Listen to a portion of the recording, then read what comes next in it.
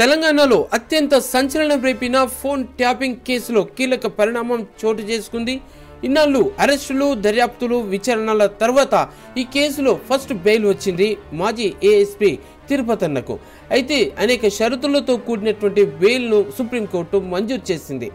Tapping కేసులో 10 నెలలుగా జైల్లో గడిపారు మాజీ పోలీస్ అధికారి తిరుపతన్నకు బెయిల్ అనంతరం విడుదల కానున్నారు.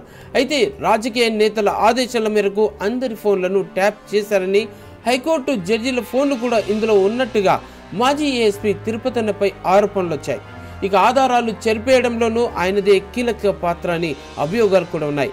2023 డిసెంబర్ 3న ఎన్నికల ఫలితాలు రాగానే ఆధారాలన్నింటినీ ధ్వంసం చేసినట్టుగా ఆరోపణలు ఈయన ఎదుర్కొంటున్నారు.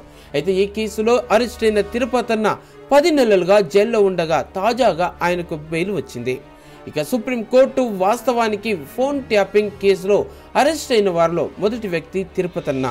ఫోన్ ట్యాపింగ్ కేసులో నలుగురిని గత ఏడాదిలో హైదరాబాద్ పోలీసులు అరెస్ట్ చేశారు.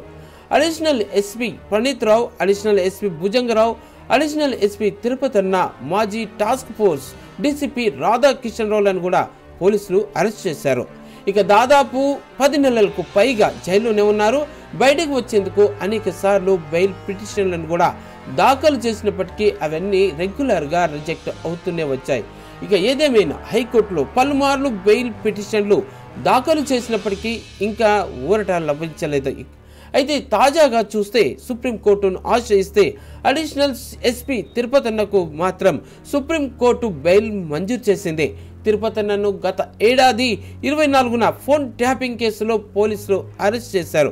ఈ కేసులో అదే సమయంలో మరో అడిషనల్ ఎస్పీ భుజంగరావు ఉన్నా సైతం అతన్ని కూడాను పోలీసులు అరెస్ట్ చేశారు. వీరిద్దరూ అనేక సార్లు లోయర్ కోర్టుతో పాటు హైకోర్టులోను బెయిల్ పిటిషన్లు దాఖలు చేశారు. అయితే ఇప్పటి వరకు ఎవరికి పూర్తి స్థాయిలో బెయిల్ మంజూరు కాలేదు. అయితే ఫోన్ ట్యాపింగ్ ఆరోపణలపై దేశవ్యాప్తంగా ఇది చర్చనే కొనసాగింది. ఇక రాజకీయ ప్రత్యర్థులు, హైకోర్టు జడ్జిలు జర్నలిస్టుల ఫోన్లను సైతం ట్యాపింగ్ చేసినట్టుగా పోలీసులు ఆరోపణలు కూడా మోపారు. వీటికి సంబంధించి కోర్టులో ఇంకా కేసు నడుస్తూనే ఉంది. అయితే ఈ కేసులో రెగ్యులర్గా బెయిల్ పొందిన మొదటి వ్యక్తి తిరుపతన్న కావటం, అయితే సుప్రీంకోర్టు ఆదేశాలతోటి జైలు నుంచి విడుదల కానున్నారు.